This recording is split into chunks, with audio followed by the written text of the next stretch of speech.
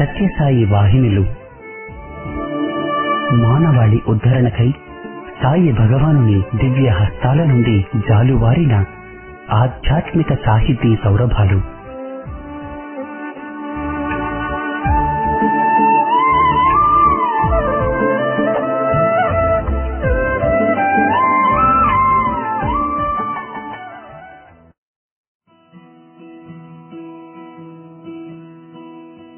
Radio Sai శ్రోతలందరికీ సాయిరాం.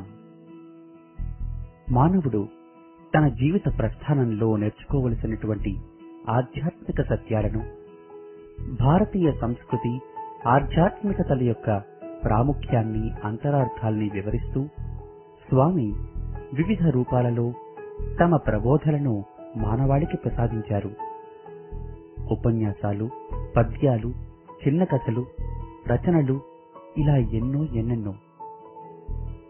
స్వామి సనాతన సారథి మాసపత్రికకు స్వయంగా తమ దివ్య హస్తాలతో ఎంతో శ్రమల కూర్చి 15 వాహినులు రాశారు. ఆ వాహినుల పరంపరలో సాయిరాముడు సాక్షాత్తు శ్రీరామ కథను, దానిలో నిగూఢమైన రహస్యాలను తెలియపరుస్తూ రామకథా రసవాహినిని 2 భాగాలుగా ప్రసాదించారు. ఇప్పుడు మీకు సాయినాథుడు రచించిన రామకథా రసవాహినిని పుస్తక పఠన రూపంలో అందిస్తున్నాం. రామకథను హాయిగా వినండి. సాయిరాముడి లీలా వైభవాన్ని మనసారా ఆస్వాదించండి.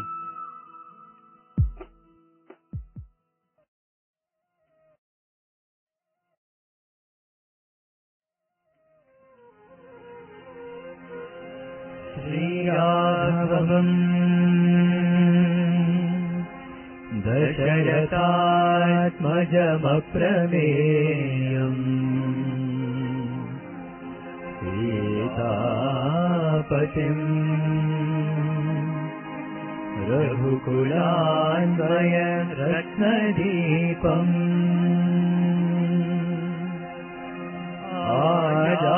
ఆజానుబాహం అరవింద దళాయతాక్షం రామం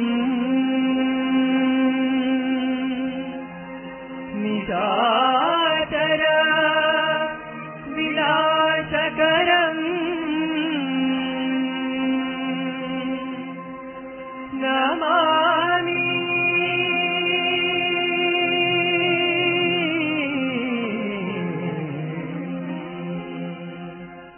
రామకథను వినరయ్యా,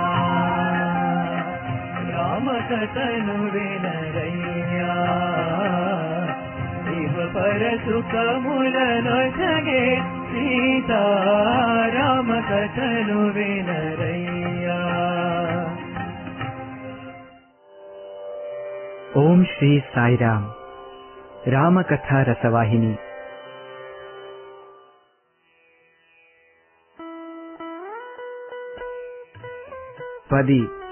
పితృవాక్య పరిపాలన. తెలతెల వారుచున్నది, నవధ్వనులు వాయించదొడగిరి, రాజవీధులలో పన్నీరు జల్లదొడగిరి, పురమంతయు సుగంధములతో నిండెను, సువాసనలతో వాయువు ఉత్సాహముగా ఆకాశమునంటెను. పుష్యమీ నక్షత్రము ప్రవేశించెను. వశిష్ఠ మహర్షి ఆయన శిష్య బృందముతో సరయూ నదిలో స్నానము చేసి అభిషేక ద్రవ్యములతో రాజవీధులలో మహాజనము మధ్య రాజభటులు దారిన నడిపించుచు రాగా రాజప్రాసాదములోనికి ప్రవేశించెను. అప్పటికే అనేక మంది పురోహితులు, రాజులు, ప్రజా ప్రతినిధులు ఆవరణములో ప్రవేశించి వారి వారి స్థానములలో ఆసీనులైనారు. వీధులలో వేదపారాయణము మిన్నుముట్టుచున్నది. వశిష్ఠుల వారు సుమంతుని పిలిచి, మంత్రి, మీరు వెంటనే వెళ్లి ముహూర్తము సమీపించుచున్నదనియును దానికి పూర్వము గావించవలసిన పనులు అనేకములున్నవనియును తక్షణమే మహారాజు ఇక్కడకు వేంచేయవలసియున్నదనియును మహారాజు గారితో చెప్పి రమ్ము. వశిష్ఠుల వారు తమ రాకకై నిరీక్షించుచున్నారని కూడాను తెలుపుమని కబురంపెను. ఏ అంతఃపురమునందైనను యథేచ్ఛగా పోయే అధికారము సుమంతునికి యుండుట చేత సుమంతుడు అతి వేగముగా నడచి కైకేయి అంతఃపురమునకు ప్రవేశించెను. సుమంతుడు శయ్యాగృహమును ప్రవేశించగనే సుమంతునికి ఏమి తోచలేదు. నేలపడిన దశరథుని చూచి తాను ఆశ్చర్యపడి తాను భ్రమించుచున్నానా అనునట్లు దిగ్భ్రాంతి చెందెను. దగ్గరకు వెళ్లి, రాజా, చంద్రోదయ సమయమున సముద్రుని వలె సంతోషించవలసిన మీరు ఇప్పుడు ఏల ఈ రీతిగా పడియున్నారో అర్థమగుటలేదు. మహా శుభ సమయము ఆసన్నమైనది. వేదాంగ పారంగతులు సంసిద్ధులై తమ రాకకై వేచియున్నారు. తామిక లేచి మంగళాలంకరములు చేసుకొని కాంతులతో తేజరిల్లుచు సభాభవనమునకు రావలెను. వశిష్ఠుల వారు మిమ్ము తోడ్కొని రమ్మని ఆజ్ఞాపించిరి అని అనేక విధముల దశరథుని మేల్కొలుపుచున్న పలుకులు దశరథుడు విన్నాడు. దశరథుడు దుఃఖము నాపుకొనలేకపోయినాడు. భోరున ఏడ్చుచు, సుమంత, నీ స్తోత్ర పాఠము నా హృదయమును చీల్చివేయుచున్నది అని జాలి పుట్టునట్లన్నాడు. ఆ మాటలను వినిన సుమంతుడు ముందుకు పోలేకపోయినాడు, వెనుకకు నడవలేకపోయినాడు. చేతులు జోడించుకొని, రాజా, ఏమి ఈ వింత? ఎంతో ఆనందపడవలసిన ఈ సమయమున మీరింత విచారించుటకు కారణమేమి? నాకేమియూ అర్థము కాకున్నది అని సుమంతుడు కూడాను విచారముతో నిలిచియున్న సమయమున కైకేయి వచ్చి, ఓ మంత్రి పుంగవ, రాజు ఈ రాత్రి అంతయు రాముణ్ణి గురించి చింతించి జాగరణ చేసిరి. మీరు వెంటనే వెళ్లి రాముణ్ణి ఇక్కడికి తోడ్కొని వచ్చినచో విషయములు విశదముగా వెల్లడి అగును. నేను చెప్పుచున్నానని నీవు వేరుగా భావింపక రాముణ్ణి తక్షణమే తోడ్కొని రమ్ము అని తెలిపెను. ఆమె ఆజ్ఞను రాజాజ్ఞగా భావించి సుమంతుడు అతి వేగముగా రామ మందిరమునకు వెళ్ళుచుండెను. మందిరము చెంత సింహద్వారముల కిరుప్రక్కల వీధులలో కట్నములతో పుష్పగుచ్ఛములతో బారులు దీరిన జన సమూహమును కన్నుల పండుగగా చూచుచు సుమంతుడు వెళ్ళుచున్నప్పటికిని సుమంతునకేదియో కొరత పడినట్లుగా తనలో తాను అయోమయ స్థితిలో మునిగినాడు. కొన్ని నిమిషములకు పూర్వమున్న ఆనందము అతనిలో అడుగంటదొచ్చెను. సుమంతుడు రథమును తీసుకొని రామభవనమునకు వెడలుచుండగా లక్షలాది ప్రజలు చూచి రామచంద్రుని పట్టాభిషేకమునకు తోడ్కొని వచ్చుటకై సుమంతుడు వెళ్ళుచున్నాడని మరింత ఆనందముతో ముఖములు వికసింప చేసుకొని రెప్ప వాల్చక వీధులలోనికి చూచుచుండిరి. ఇంతలో సుమంతుడు రామభవనమున ప్రవేశించెను. 7 అంతస్తుల అంతఃపురములోనికి ఏ అడ్డూ లేక ప్రవేశించెను. మహానది గర్భములోనికి ప్రవేశించే మొసలి వలె అతి వేగముగా చేరెను. అక్కడ రాముని మిత్రులైన కొంతమంది యువకులు ఉజ్వల కుండల కాంతులతో ప్రజ్వరిల్లుచు రాముని వెంట వచ్చుటకై సంసిద్ధులైయుండిరి.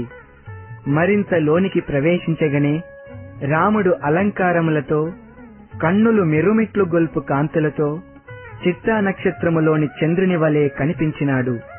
ఆలస్యమునకు చోటివ్వక, రామా, కైకేయీ దేవి, మీ తండ్రి సమక్షమున తక్షణమే మిమ్ము కైకేయి మందిరమునకు తీసుకొని రమ్మని నన్ను పంపిరి. అందు నిమిత్తమై నేనిక్కడకు వచ్చితినని సుమంతుడు తెలిపెను. ఆ మాటలు వినిన తక్షణమే రాముడు సీతను చూచి, సీత, నాకు తెలియను, ఇది ఏదో అంతరాయము కలుగు సూచన తప్ప మరేమీ కాదు.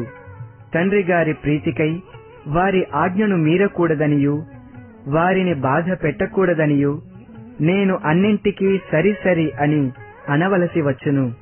కాని నాకు ఈ విషయము తెలియకపోలేదు. తెలిసినను నేను కర్తవ్యమును నిర్వర్తించవలసియుండుటచే అట్లు ఒప్పుకొనవలసి వచ్చెను అని ఇంకా ఏమేమో చెప్పుచుండగా సుమంతుని గుండెలలో బండపడినట్లయినది.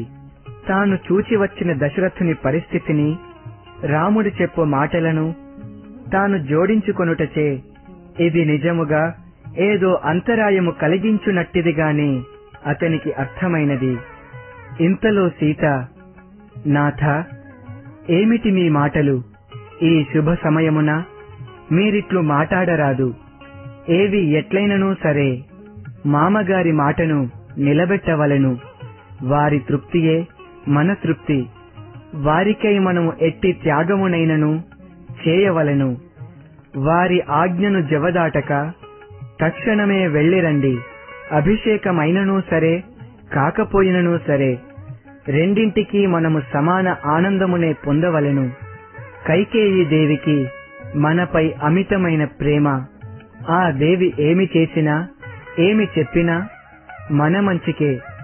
కైకేయి కంటే అధికముగా మన మేలు కోరువారు ఈ లోకమున లేరు. అట్టి తల్లి తండ్రి తక్షణమే రమ్మనమని కబురంపిన ఎంతో ఆనందము అని ఆమె కూడాను ద్వారము వరకు రామునితో వచ్చి అనేక రకముల రామునికి నచ్చజెప్పి పంపెను. రాముడు, సీత, నాకు అంతమాత్రము తెలియదా? రాబోవు గడియలు, ఇప్పుడు జరుగు గడియలు, గడిచిన గడియలు అన్నీ నాకు సమానమే. నేనన్నింటికీ ఆనందముతో స్వాగతమిత్తును. తండ్రి కీర్తిని గోరి నేనేమైనను చేతును. ఎక్కడికైనను పోదును. నీవు కూడాను దీనికి తోడగుట నాకెంతయో ఆనందమని సీతతో తెలిపి సుమంతునితో బయలుదేరి వీధిలో నిలిపిన రథముపై కూర్చొనగా వీధిలోని ప్రజలు రామచంద్ర ప్రభువునకు జై జై జై అంటూ జయ జయ ధ్వనులు గావించిరి. అంత సుమంతుడు ప్రజలకు నచ్చచెప్పుటకై ఇప్పుడు పట్టాభిషేకమునకు కాదు వెళ్ళుట, మహారాజు చెంతకు వెళ్ళుచున్నాము కనుక కాల వ్యవధి లేనందున రథమును వేగముగా తోలవలసి వచ్చినది. తిరిగి కొన్ని క్షణములలోనే రాముడు రాగలడు.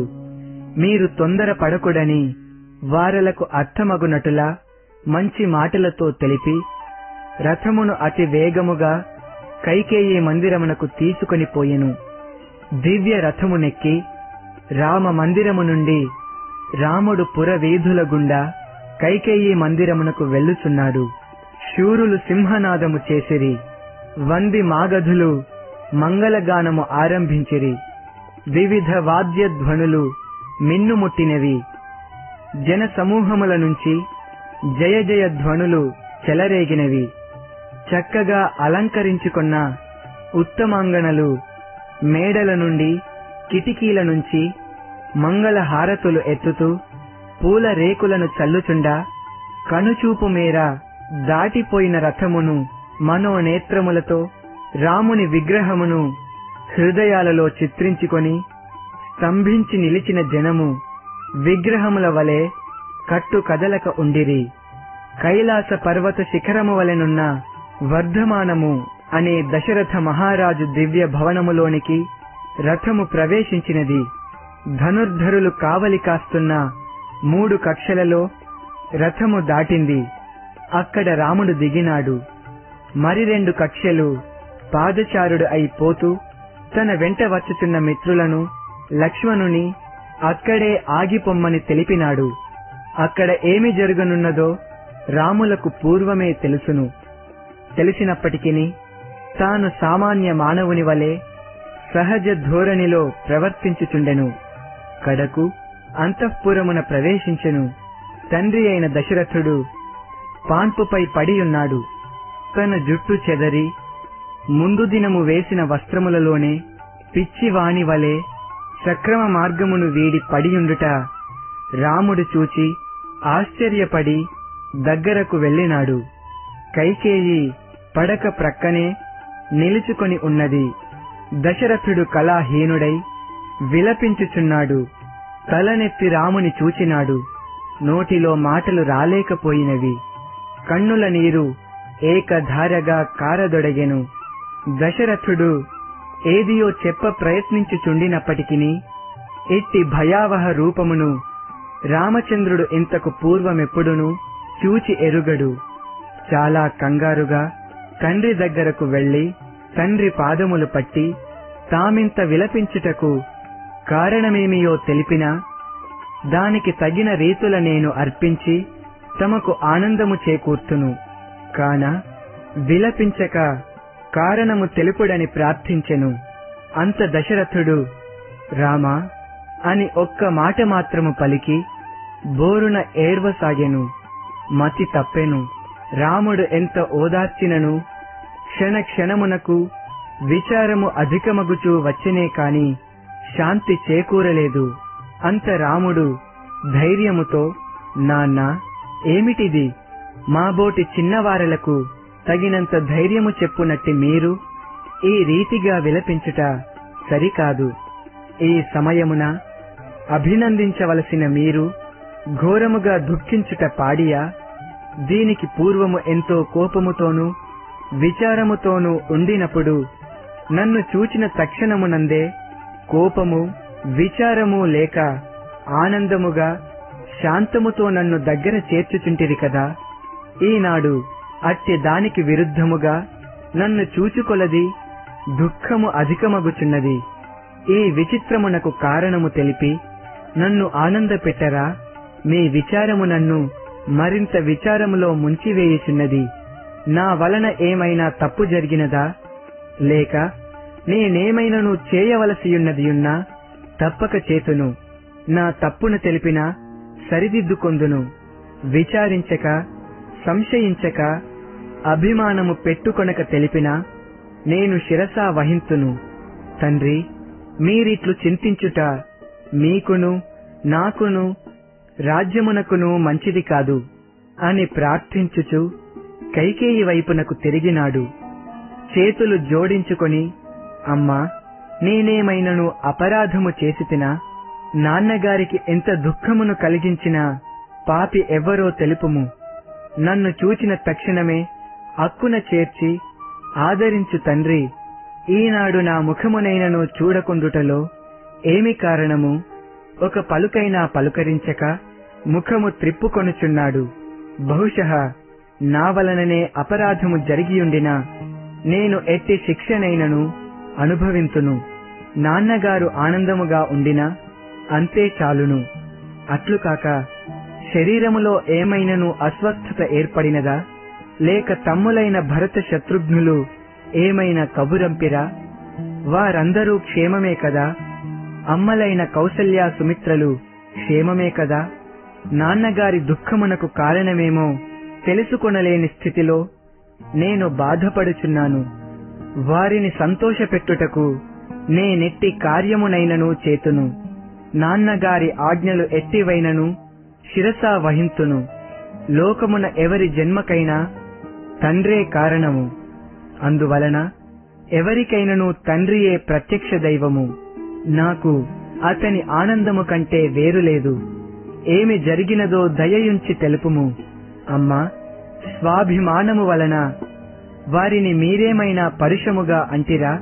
లేక నా తల్లి ఏమైనా తండ్రిగారి మనస్సుకు విరుద్ధముగా నడిచి బాధ పెట్టెనా? కౌసల్య అట్లు ఏనాడునూ చేయదు. సుమిత్ర అంతకంటే చేయదు. ఒకవేళ వారు చేసినను నాన్న ఇంత విలపించరు. ఇందుకేదియో ప్రధాన కారణము లేకుండా ఉండదు. దయచేసి నాన్న చెప్పుటకు కొంత వెనుకాడినా తామైనను తెలిపి నా బాధను తీర్చుడు అని వినయముతో ప్రార్థించిన రాముని చూచి కైక దయా దాక్షిణ్యమును వీడి పతి మరింత బాధపడునేమో అన్న విచారమును కూడాను చేయక, ముందు వెనుక యోచించక, ప్రమాదమును గుర్తించక, చెప్పతగినదా చెప్పతగనిదా అనే నిత్యానిత్య విచారణ సలుపక, ప్రేమ ప్రక్కకు నెట్టి అభిమానములను ఆవలబెట్టి, రామా విను, పూర్వము దేవాసుర యుద్ధములో మీ తండ్రిగారు బాణోపహతుడై బాధపడుచున్న సమయమున నేను అతనిని 2 పర్యాయములు రక్షించగలిగితిని. అప్పుడు నా త్యాగమునకు మెచ్చి మీ తండ్రిగారు 2 వరములు కోరుకొమ్ము, ఇచ్చెదను అని తెలిపిరి. ఆనాడు వారు క్షేమముగా జీవించుటే నా ప్రధాన లక్ష్యముగా ఉండుట చేత నేను ఇప్పుడేమీ నాకక్కరలేదు, అవసరమొచ్చినప్పుడు కోరుకొందునని తెలుపగా, అందులకు మీ తండ్రిగారు సరేనని, నీకిష్టమొచ్చినప్పుడు ఇష్టమొచ్చిన కోరిక కోరుకొనవచ్చును తప్పక తీర్తును. దీనికొక కాల నియమము కాని విషయ సంబంధము కాని ఉండదు. ఏ కాలములోనైనా ఏ విషయమునైనా నా జీవితంలో అడిగినప్పుడు తీర్తునని మాట ఇచ్చెను. ఇక్ష్వాకు వంశమున ఆడిన మాట తప్పరన్న విషయము నీకు తెలియను కదా. అట్టి విశ్వాసముతో నేను ఆ 2 వరములను కోరుకొంటిని. ఒకటి నా ప్రేమపుత్రుడైన భరతునకు పట్టము కట్టుమనియు, రెండవది నిన్ను 14 సంవత్సరములు దండకారణ్యమునకు పంపుమనియు కోరితిని. ఇంత మాత్రమునకే మీ తండ్రి గారు ఇంత ఆరాటము చేయుచున్నారు. వేయేటికి ఈ నా సంకల్పము నేను మానుకోను. మీ తండ్రి గారు సత్యవ్రతుడు అని, నీవు సత్యవ్రతుడవు అని రుజువు చేయదలుచుకొన్నట్లయితే నీవిప్పుడే జటాజినాలు ధరించి దండకారణ్యము పోవలెను. అక్కడ 14 సంవత్సరములు నివసించవలెను. నీ తండ్రికి నీవన్న ప్రాణమగుటచే నిన్ను పంపుటకు ఇష్టము లేక నీవేమనుకొందువో అని నీకు చెప్పుటకు సిగ్గయి దుఃఖించుచున్నాడు. అంతేకాని మరే ప్రళయము సంభవించలేదు. ఇంత చిన్న విషయమునకు కొండంత ప్రమాదము జరిగినట్టులా విలపించుటలో అర్థము లేనిదిగా ఉన్నది. రామ, అంతేకాదు, తండ్రి చేసిన వాగ్దానమును అతను తీర్చలేకపోయినను తండ్రి ప్రతిబింబముగా పుట్టిన కుమారుడు దానిని తీర్చుటకు పూనుకొనిననే తండ్రి తరించగలడు కాని తాము చేయక కుమారుడు అట్టి దానిని గమనించకుండినా తండ్రి అధోగతి పాలు కావలసి వచ్చును. తండ్రి రుణమును తీర్చుటే కుమారుని ప్రథమ కర్తవ్యమన్నది నీకు తెలియనిది కాదు అని ఆమె నిర్దాక్షిణ్యముగా తెలిపెను. ఆ మాటలకు రాముడు చెలించక చిరునవ్వుతో, ఇంత మాత్రమునకే నాన్నగారు ఇంత విలపించుట నిజముగా న్యాయము కాదు అని ఆనంద వదనముతో అంగీకరించినట్ల తల ఊపినాడు. ఈ మాటలు వినుచుండిన దశరథుని హృదయము కరకరా కోసినట్లు అయినది. తల్లడిల్లినాడు. రాముడు కైకేయి వైపుకు తిరిగి, తల్లి, నీవనుకొన్నట్టులనే జరుగును. మా నాన్నగారి శపథమును నేను శిరసా వహించుచున్నాను. అయితే నాన్నగారు ఒక్క తూరి ఎప్పటివలే దగ్గర చేర్చి ఆదరించి ఆశీర్వదించిన చాలును.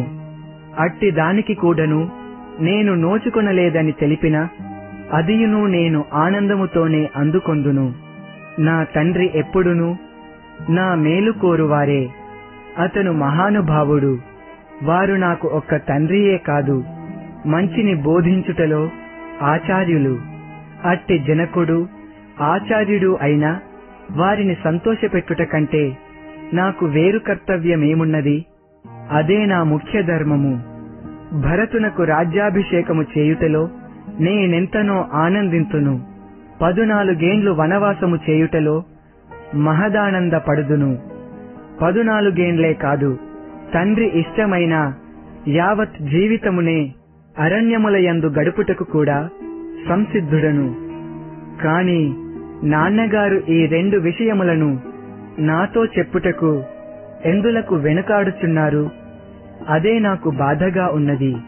తాను చెప్పినా చేయకుందునా, తన మాట కాదందునా ఈ రాముడు పితృవాక్య పరిపాలకుడు కాని పితృద్రోహి కాడు.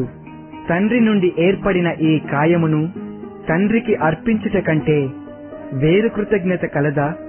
హృదయపూర్వమైన ఆనందముతో అర్పింతును. నేను ఒకరితో చెప్పించుకొను వాడను కాను. భరతునికి రాజ్యాభిషేకము చేయవలనని నీవైనను నాతో ఒకసారి తెలుపలేదెందులకు? నాకును నా తమ్మునికిని ఎట్టి భేదమూ లేదు.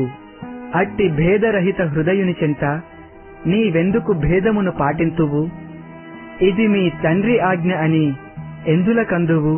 నీ ఆజ్ఞ మాత్రము నేను మీరుదునా? మీరను. నీవు చెప్పినా తండ్రి చెప్పినా నేను ఆనందముతో చేతును. నేడే అయోధ్యను వదలి అరణ్యమున కేగుదును. అమ్మా, భరతుణ్ణి తాతగారి ఇంటి నుండి రావించడానికి నేడే తగిన దూతలను పంపించుట, అందుకు తగిన ఏర్పాట్లు చేయుట మంచిది. ఆలస్యమెందులకు? నా అరణ్య వాసముతో పాటు భరతుని పట్టాభిషేకము కూడా జరిగిన తండ్రి గారికి కొంత శ్రమ తప్పును, తమకు సంతృప్తి కలుగును. ఆ తరువాత ఎట్లుండునో ఎవరు చెప్పగలరు అని రాముడు చెప్పినందువలన కైకేయికి ఒకవైపున ఆనందము, ఒకవైపున కొంత సంశయము కలిగి భరతుడు వచ్చినంతలోనే, అనగా నేడే రాముని అరణ్యమునకు పంపుట మంచిదని తలంచి, రామా, నీవు చెప్పినట్టులా భరతుని అయోధ్యకు తెచ్చు ఏర్పాట్లు ఇప్పుడే గావింపవచ్చును.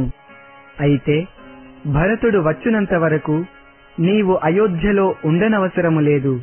నీవు ఎట్లాగూ వనవాసము చేయ నిశ్చయించుకున్నావు కనుక కాలయాపన ఎందుకు? వెళ్ళుటకెంత ఆలస్యము చేసినా తిరిగి వచ్చుటకు అంత ఆలస్యము కాగలదు. ఇప్పుడే సిద్ధమగుట మంచిది.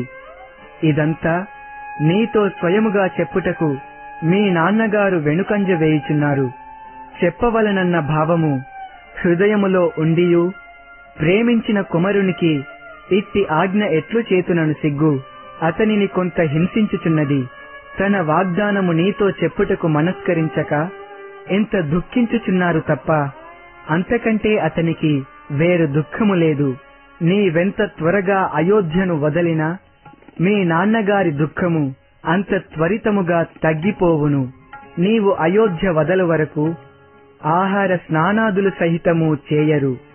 కాన మీ నాన్నగారి దుఃఖము ఎంత త్వరితముగా చల్లారవలనని తలంచినా అంత త్వరగా నీవు అయోధ్య వీడుట మంచిది అని నిర్దాక్షిణ్యముగా పలికిన కైక పలుకులు వినుచున్న దశరథుడు పట్టలేని దుఃఖముతో మాటలు రాని స్థితిలో చీచీ దుర్మార్గురాలా అంటూ రామా రామా అని తిరిగి మూర్ఛపోయినాడు. ఒకవైపున దశరథుని తల తొడపై నుంచుకొని తండ్రిని ఓదార్చుచు, మరొక వైపున కైకతో, అమ్మా, నేను అర్థపరుణ్ణి కాను, లోకులను లోబరచుకొని రాజ్యము నేలవలనను కాంక్ష నాకు లేదు. ఋషివలె ఉండవలనని కోరిక, కేవలము ధర్మమును నిలబెట్టవలనను కాంక్ష, పూజ్యపాదులైన తండ్రిని సంతోషపెట్టవలనను దీక్ష తప్ప అన్యము లేదు. ఈ మూడింటికి ఏ పని అయినా చేస్తాను, ప్రాణమైనా అర్పిస్తాను. పుత్రుడైన వానికి పితృసేవ, పితృవాక్యము కన్నా మహత్తరమైన ధర్మము మరి ఒకటి లేదు. అమ్మా, నాన్నగారు నాతో వాచా చెప్పలేకపోయినను వారు ఆజ్ఞాపించినట్టులా నీవు చెప్పుచున్నావు కదా, అంతే చాలు. ఇంతియే కాక అతని సమక్షమున నీవు చెప్పు మాటలు అతను వినుచున్నప్పటికిని అతను ఏమీయూ చెప్పలేకపోవుటతో అతని మాటలుగానే అర్థమిచ్చుచున్నది. కాన నేను శిరసా వహించి వెళ్ళుచున్నాను. అమ్మా, ఈ నా చిన్న వాంఛను నెరవేర్తునని ఆశింతును. ఏమనా, భరతుడు రాజ్య పాలనము చేస్తూ నాన్నగారి ఆజ్ఞను శిరసా వహించి అతనిని ఆనందపెట్టునటుల చూచు బాధ్యత నీది. నేను కాని భరతుడు కాని వేయేటికి ఎప్పుడైనను తండ్రిని ఆనందపరచుట కంటే, తండ్రిని సంతృప్తి చేయుట కంటే వేరొండు వ్రతము లేదు.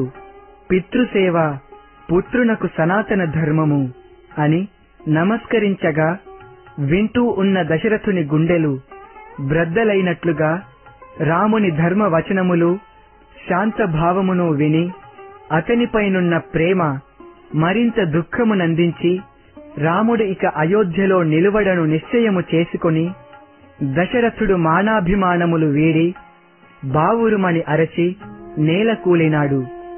ఈ శబ్దము అంతఃపుర కాంతలందరూ విని వారిలో వారు ఆశ్చర్య దుఃఖములతో అందరూ ఏడవసాగిరి.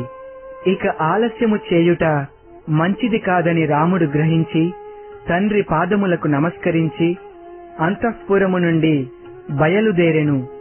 ద్వారము దగ్గర నిలిచి పైన జరుగు సంభాషణలు వింటూ ఉన్న లక్ష్మణుడు కంటి ధారలు కారుస్తూ ఒకవైపున కైకపై ఉగ్రుడై తండ్రిపై క్రోధమును పూని ఏమీయూ చెప్పలేని స్థితిలో రాముడు వెలుపలకు రాగానే అతనిని అనుసరించుచు చేతులు కట్టుకొని కన్నెత్తి చూడక తల క్రిందికి వంచుకొని వెళ్ళెను.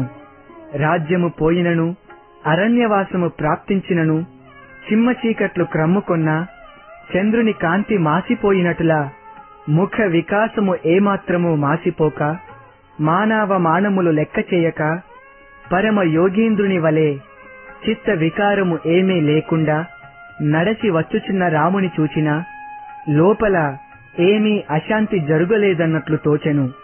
అయితే సుమంతుడు లోన ఏదో విరుద్ధమైన మార్పు జరిగినదని అనుమానించుటేమి జరిగినదనే నిశ్చయము చేసుకొనెను. లక్ష్మణుని చూచిన సుమంతుని గుండెలు జల్లుమనెను. దానికి తగినట్లు రాముడు వెలుపలకు వచ్చిన తోడనే శ్వేత ఛత్రము పట్టిన తోడనే అది తనకక్కరలేదనియు వెంజామరలు వీచకూడదనియు వెండి రథము తనకింక అర్హత కాదనియూ చెప్పగా సుమంతుడు నీరైపోయెను. తన తలంపు పరమ సత్యమని నిర్ణయము చేసుకొనెను. అంతేకాక స్వజనులతో కాని పురజనులతో కాని మాటాడక తనకు దుఃఖము లేకపోయినను వార్త వినిన ఇతరులు దుఃఖపడుదురన్న భావముతో తన మాటలలో సత్యము తెలుపక తప్పదనియు తెలిపిన అందరినీ తన మాటలే బాధ పెట్టినటులా కావచ్చుననియు తలంచి మాటలాడుటకే పూనుకొనకపోవుటలోని అంతరార్థమని చెప్పక చెప్పుచుండెను. నేరుగా సీతాంతఃపురమునకు వెళ్ళక కౌసల్యాంతఃపురమునకు రాముడు కాలినడక సాగించెను. ఎంతో సంతోషముతో మాటలాడుతూ ఉన్న కౌసల్యాదేవి మందిరమునకు అన్నదమ్ములైన రామలక్ష్మణులు వచ్చుచున్నారన్న వార్త కౌసల్యాంతఃపుర వనితలకు తెలిసి వారందరూ మంగళహారతులు సిద్ధము చేసుకొని దారులు కాచియుండిరి. అంతఃపుర ద్వారము దగ్గర పరమ పుణ్యులు వృద్ధులు అయిన ద్వారపాలకులు రాముని రాకను చూచి దిగ్గున లేచి విజయీభవ విజయీభవ అంటూ తలలు వంచి నమస్కరించిరి. రాముడు ఆ మందిరములోని 2వ కక్ష వరకు వెళ్ళగనే బ్రాహ్మణులు ఆశీర్వదించిరి. 3వ కక్షలోనికి ప్రవేశించగనే ద్వారపాలకులైన యువతులు అన్నదమ్ములైన రామలక్ష్మణులను చూచి పట్టలేని ఆనందముతో లోనికి పరుగెత్తుకొని పోయి కౌసల్యాదేవికి రాముడు సోదరుడైన లక్ష్మణునితో కూడి వచ్చుచున్నట్లు తెలిపిరి.